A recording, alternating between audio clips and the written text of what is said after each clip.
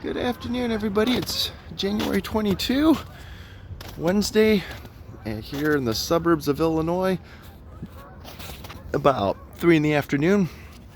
And it's been a pretty warm winter overall. Yeah, there's snow on the ground right now, but it's been quite the mild one for us compared to normal. Way above average temperatures, way above freezing most of the time, which has been great from the pleasantness standpoint.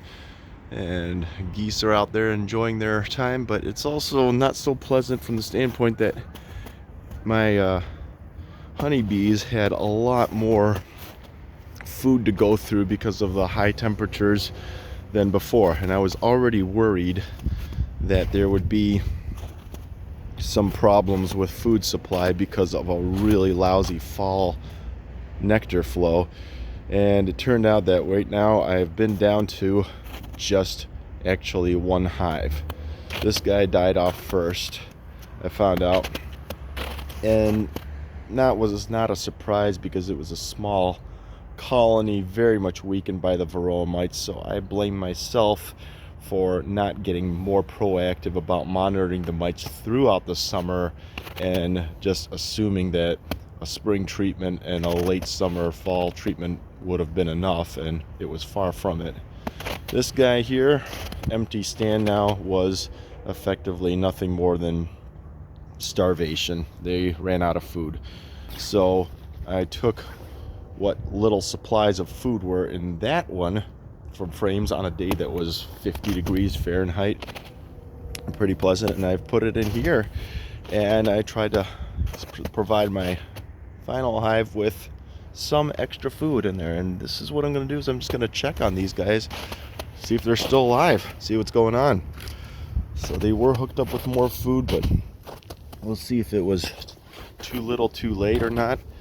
And yeah, I got one little dead bee on the top, but that's okay. Bees do go around and fly during the warmer times. And here is the insulated cover. And underneath I have some sugar board going on. And let's see if there's any action going on in here, or if I have a final dead hive. There is some moisture. There they are, clustering up. Won't get too long of a look here, but they are clustered together. Hey girls, okay, keep going. Don't want to overheat you guys. And that is a sign that they're still moving through the times, and the sugar is still plentiful for them. Hopefully they still have good honey reserves too. But the weather-wise, I don't think there's anything in the forecast telling us that the cold snap is going to make it too hard for them. And there's going to be some lousy weather this weekend, but when it's cold but not too cold, they won't stay in one spot in a cluster. The cluster runs out of food, they'll move somewhere else.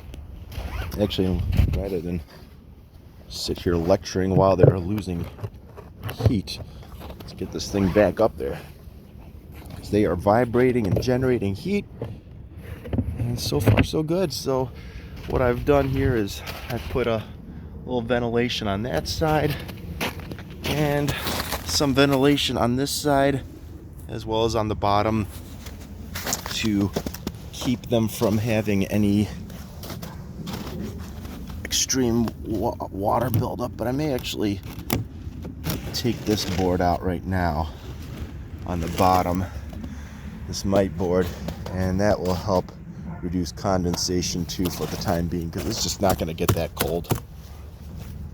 But hopefully all we need to do is keep fighting until about mid-March, making sure they have enough food, and then if they can make it by mid-March, they're usually fine. And then I could actually split them up as they start growing in numbers and get another one going there and another one there and build myself back up to 3.